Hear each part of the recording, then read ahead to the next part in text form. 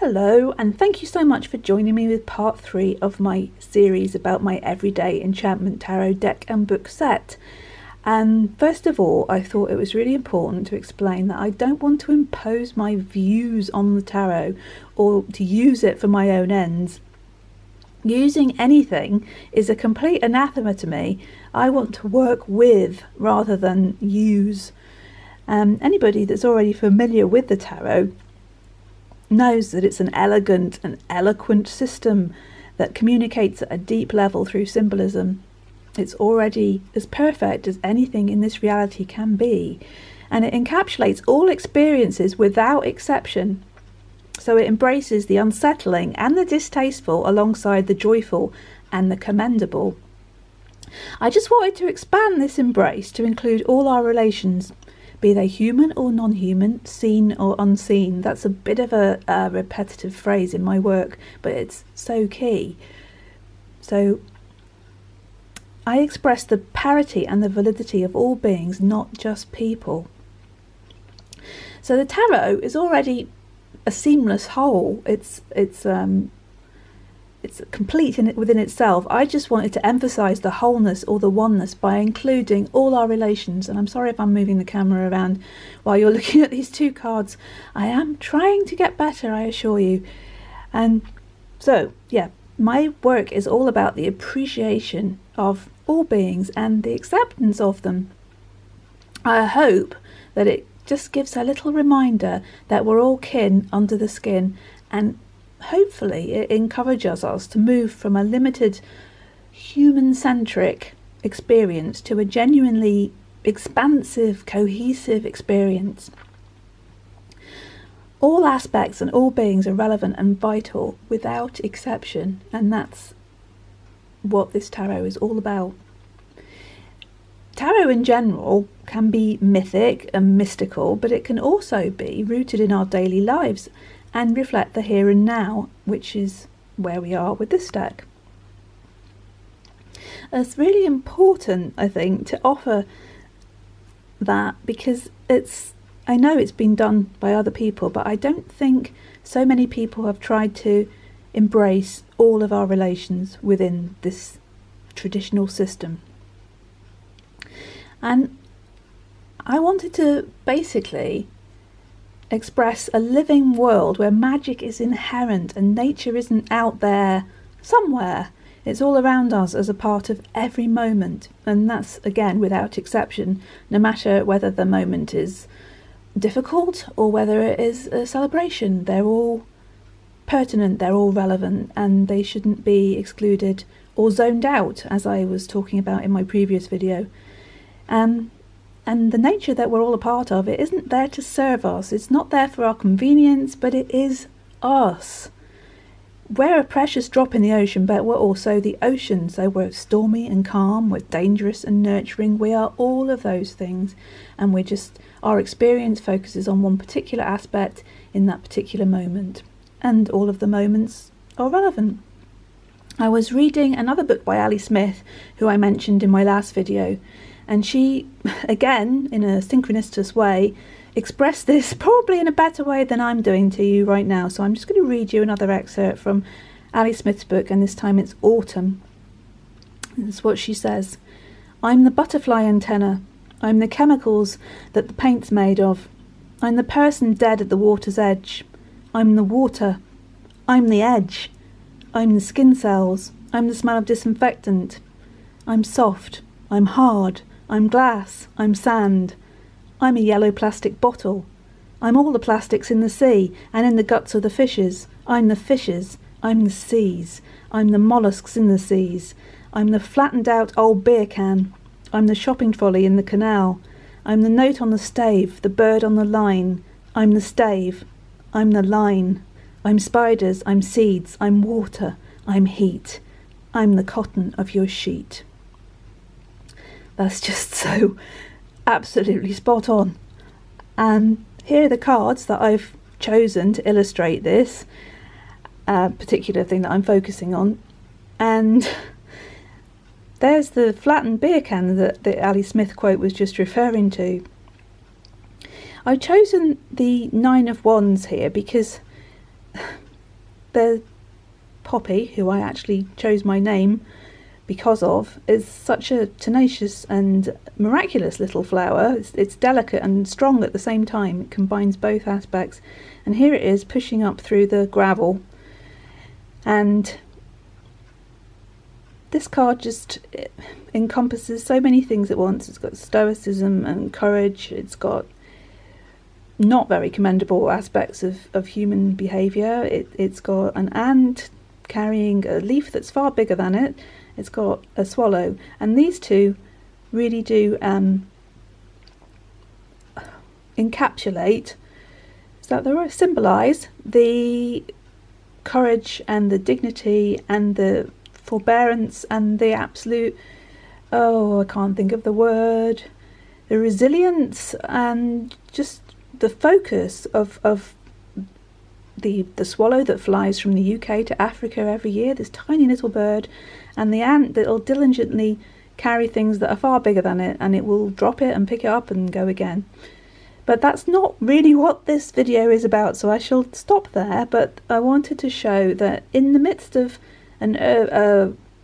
quite what you might perceive as an ugly man-made environment with the gravel and the nasty metal fence, there is nature as a part of this whole experience.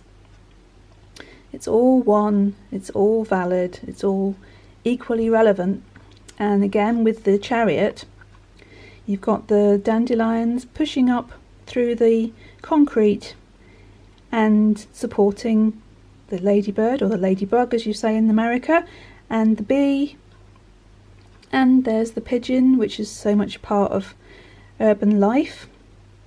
And again, it's all part of this moment that the boy is experiencing, locked in his own focused experience, but it's all happening, whether they're aware of it, whether these people crossing the bridge are aware of it or not. They're all part of that moment, and they're all equally vital. To that bee on that flower, it's just as important as to this boy on the skateboard. They are all part of a seamless whole. And going on to the Knight of Cups, I've got pigeons again. It was quite difficult to incorporate some aspects of our creature kin within some cards when they're indoors, and this is within a subway or a underpass or whatever you want to call it. And pigeons are so often part of our experience within cities or towns, and we just don't tend to notice them. I observe them all the time. They're such beautiful and interesting birds, so full of character, and yet so many people just aren't. They're just completely zoned out, and here they are. You've got the male pigeon wooing the female pigeon, and they're just completely a part of this overall experience, whether these people or him or her are aware of them or not. They are all just as important and just as beautiful. And the try and focus. The Ten of Blades is full of our non-human kin, and also these. I'm going to use the word tenacious again because that's really what they are. Even though this chap is being very defeatist and almost cowardly and just again locked in his own world of imagined terror, or whether it's real or not we do not know, but he perceives it as being a real threat whether it is or not. Even in the midst of this experience there is a bat and an owl and the dandelions pushing up through the ground by the wall, and there's also some rose bay willow herb, which is a plant that grows on all sorts of ground, whether it appears to be inhospitable to it or not. These are amazing plants that just survive in all sorts of situations, and again we don't tend to notice them. In fact, we call them weeds, which is so insulting to such an extraordinarily inspiring plant. And obviously, of course, we have the black cat that is in attack mode there, whether it is or not. Again, that is perhaps something that he is perceiving which is not true. Perhaps he is trod on its tail, who knows. Anyway, there'll be plenty of time for doing individual cards. I'm just trying to express the importance of all of our relations in these cards and how relevant they are. Now, here in the kitchen of this rather feisty and disgruntled chef, it was hard to incorporate our creature kin, but they are there, whether they appreciate them or not. They have relevance and they are part of our experience, and we are part of their experience, more to the point, because this is not human-centric. So this is the Five of Blades, and here we've got a wasp hovering around the chopped vegetables, which of course in themselves are representative of our green, should we call them our green kin? Yes, even though not all of them are green, but they are our green and growing kin who help us to survive. And up here, if I do this, I'm going to lose focus, so I'm not going to. But if you look at your card, if you've got one yourself, there is a fly also, probably annoying this person, but the fly is just as valid and just as entitled to be in this scenario as anybody else. And moving along, without hopefully doing your head in with jolting the camera around, we have the Two of Cups, which is a lovely sort of round depiction of all our relations, from the unseen being here, which we'll touch on in the next video, to the swans that are flying, and in the background we've got a male and a female duck, and the dog, of course, and again representatives of our green kin in the background with the trees and the water itself, which is so essential to the whole experience of being alive in this reality. And obviously we can then extend our awareness into the creatures that live within this water, which is also important. It was virtually impossible for me to incorporate any card that featured underwater, so in the book I did mention that I'd like people to just spare a thought for all the other creatures that are out of our sight within the lake or the river or the canal or the sea. That all of those feature, I think, in my cards. So there are cues to remind us that they're all there and they're all part of our experience, and we're all part of their experience too. And finally, there can be no better representation of all our relations than the world, of course. And here we have the women that are knitting the world. I'm not going to go in too much depth to that because of course there'll be another whole video dedicated to it, but on this one I did actually manage to, although the fish is not in the sea, is leaping out, sorry, it's not the sea, it's a tributary to the sea going this way, but the fish is leaping out, so we can at least see a member of our fishy kin. And we have a frog leaping, and the gull, and the deer obviously crossing the water, and a butterfly. So we've got representatives of most of our relations there. And of course, again, the green and the brown of the earth, which is all extremely relevant to our experience. Now, I'm just going to zip back along here so I can finish off. Now try and focus my mind on the rest of what I wanted to say. Also in the next video I will just say that I'm going to go into why all of our relations in the cards have this blue glow around them, except for the green kin, because I couldn't have blue lines going around everything. It would have become rather confusing, and in a very small frame it would have been probably too much, so I had to just use the blue line around the humans and our creature kin. And the blue line represents the connection between us all and the life force, which is inherent in all beings. But more on that in the next video, hopefully. And so I hope that's just shared a bit more about the ethos of all our relations and the oneness that these cards seek to share within the tarot framework.